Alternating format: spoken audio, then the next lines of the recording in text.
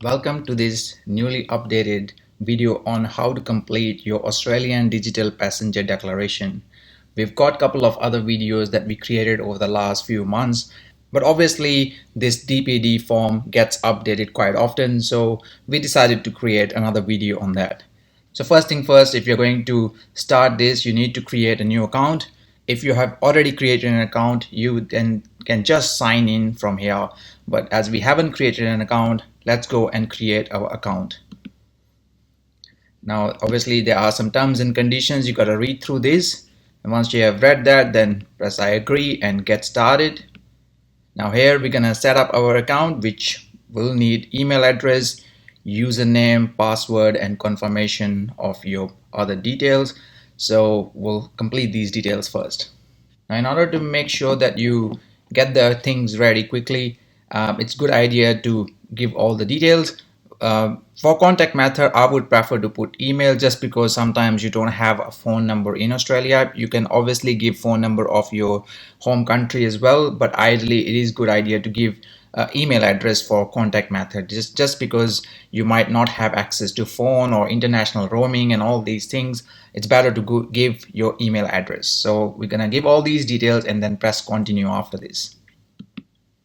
Now on the next screen, you will get a verification for your email address. So you need to complete a 8-digit verification code that is being sent to your email address. So make sure you put that 8-digit verification code that was sent to your email. Just copy that and paste it in here and then continue. Sometimes it does happen that your email that you get from Department of Home Affairs goes in spam or junk mail. Please check that in that case, because sometimes it does go through to those folders. So just paste your 8-digit code here and then press continue after that. So once you have verified your email address through putting that code in, the next page you will see that you will have this page for my digital passenger declaration. For creating your DPD, you just have to press this new DPD here, and then you make sure you have all these details. You have your passport image, you have vaccination certificate, you have other details that you might need for completing this form. So we'll press continue and put some of those details here. So the first thing will be to check your flight number and the departure date as well. So make sure you know your flight number. You can check this on your travel itinerary and the departure date as well. So let's key in our flight number and the departure date. So this is the departure details. There is a flight from Denpasar to Melbourne. And once you're happy with these details, then we can select this. And then you'll confirm that this is the correct details and this is the departure time, this is the arrival time. And if you're happy with the information you're seeing, then press save and next. So next part is about information collection consent. You have to agree with the privacy policies and terms and conditions of Department of Home Affairs for this DPD. So just read through this information and then press I agree. Now here we have to provide your passport details. You can upload your photo here, or you can enter the passport details manually as well. So if we click the enter passport details manually, you can put all your details here, your family name or surname, your given name, your travel document number, which is your passport number, your nationality, the date of birth, gender, date of issue, date of expiration of your passport, and the country of issue. Or you can upload your image of your passport here as well. So let's complete these details and then we move to the next parts. So in this page we are going to upload our photo of the passport. Let's upload it and see what happens next. So once you have uploaded a photo, it will automatically track all the details, including your passport number, name, date of birth, gender, country, date of issue, expiration date as well. So you don't need to manually type all these details. So this is quite a quick way to get all your details filled in automatically just by uploading a photo of your passport. And once you have completed this part, press save and next. Now the next part is about your travel history. Have you been or will you be in any other country in the 14 days prior to your flight to Australia? If yes, then which country have you visited? So in this case, this person has visited another country, so we're gonna put their details here.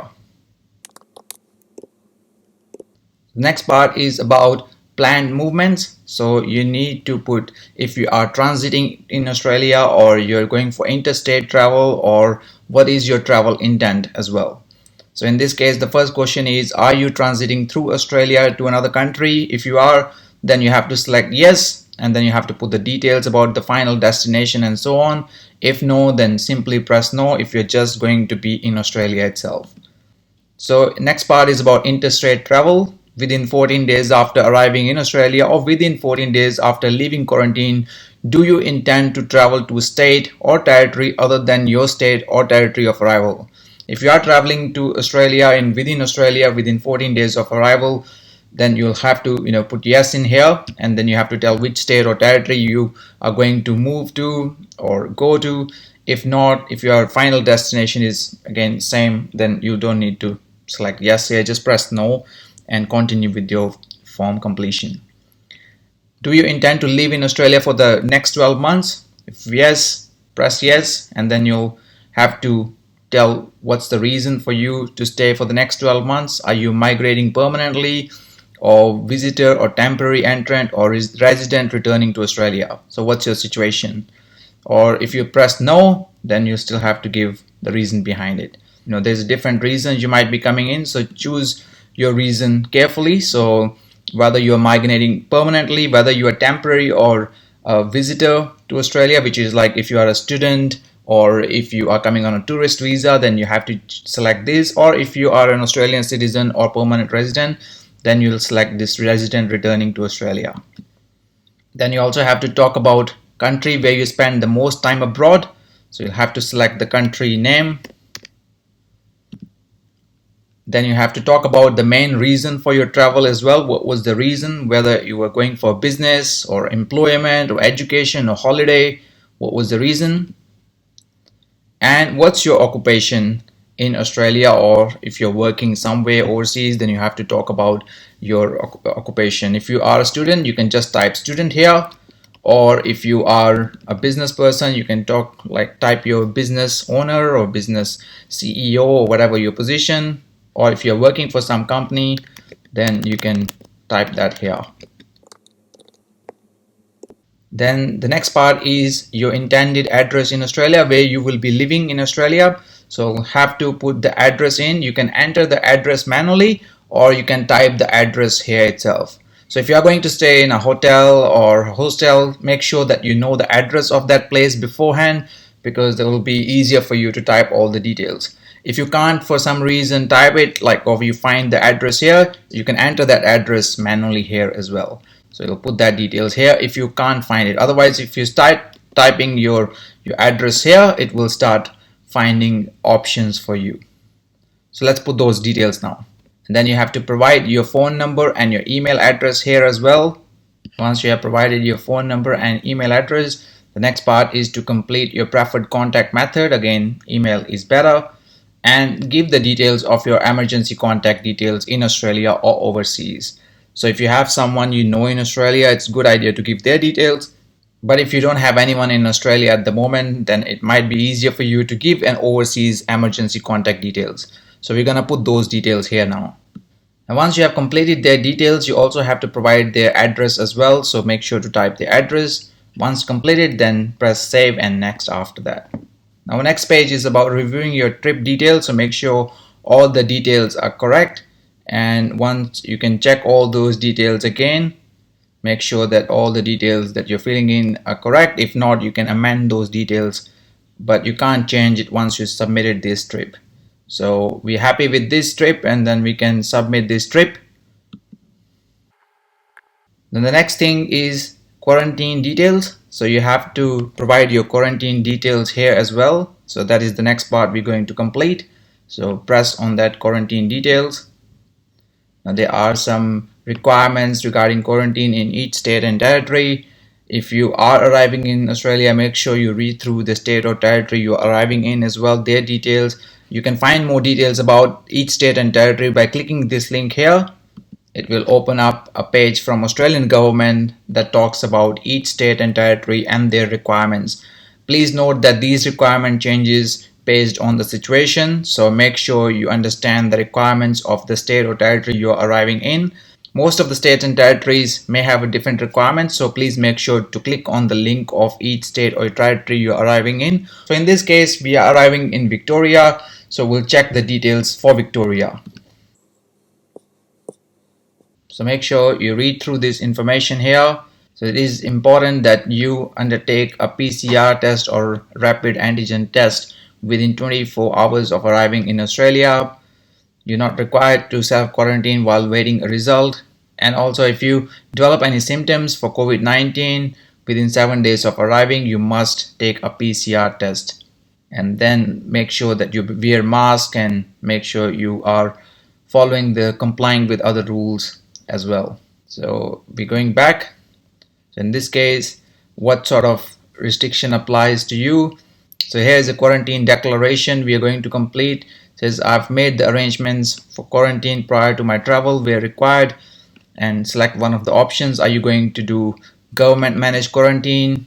If yes, then you gotta talk about the details for that. If other quarantine arrangements including home quarantine, or if it's quarantine free arrival, which is for fully vaccinated people at the moment, then you can just select this option. Again, very important to check the details for each state and territory based on the situation and your current circumstances. And again, this link here is very helpful for that. If you know which one you are arriving in for, which is a quarantine requirement, in this case it's quarantine free arrival, and then we're gonna save and select next. Now there is obviously a review and confirmation for quarantine declaration. Make sure you're not breaching any sort of state and territories health orders. So make sure that you are providing correct information to the Department of Home Affairs and to the health departments of each state and territory. So once you have selected the correct option, then press submit after that. And the last part is about your health information. So we're gonna click on health information here. So this part is about your health declaration that you'll need to complete. This information obviously will be shared with each state and territory you are arriving in. So the first question is, are you an Australian citizen, permanent resident, or immediate family member? If yes, select yes. If no, select no. It says giving false and misleading information to the Australian government is a serious offence. Penalties apply to the breaches of state and territory public health orders. So I declare I'm fully vaccinated with an Australian approved recognized vaccine, which you can find this information by clicking this link here. And I have evidence to support this. My last dose of the vaccine was at least 7 days before the day of my flight is scheduled to commence. If this is the situation with you, then select yes. If no, then you have to select no. And then if not, then are you under the age of 18 and not fully vaccinated? And again, if yes or no, based on your situation, then you'll have to answer further questions. If you are above the age of 18, then you must have some sort of a medical proof that why you can't be vaccinated. In this case, the passenger is fully vaccinated with an Australian approved vaccine. So we'll select this option and save and next. So in the next part is your vaccination details, which is asking you, do you have a vaccination certificate or an evidence of vaccination to upload? Select yes or no based on your situation. And if you have, then you can upload your vaccine certificate here. So in this case, we are going to upload the vaccination certificate or evidence here. So once you upload it, it will show here the vaccination certificate.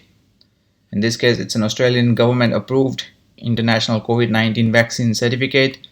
And the good thing is, once you upload this vaccination certificate, it will automatically populate the data for you. So you don't need to manually type the data for your vaccination doses.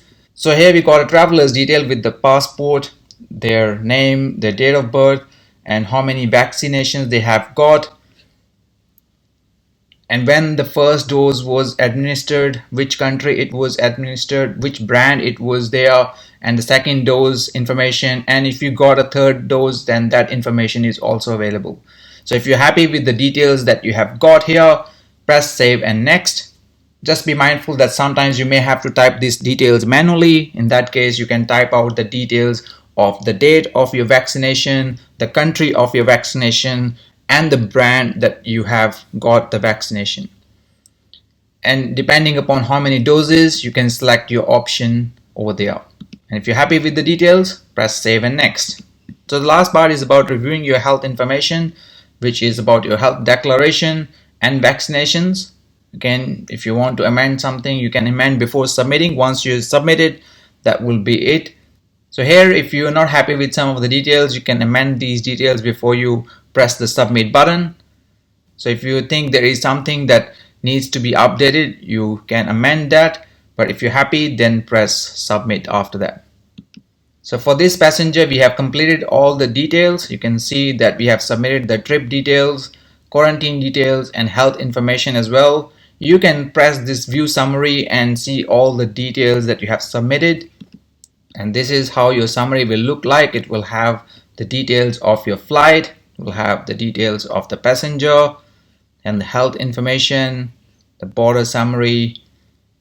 And if you want, you can print out this DPD as well. Once completed, you will receive an email confirmation as well that you can print out a copy of your DPD summary screen or save an image of the summary screen on your mobile device to show at the check-in with your COVID-19 vaccination information. So that's what you need to show when you are checking in for your flight.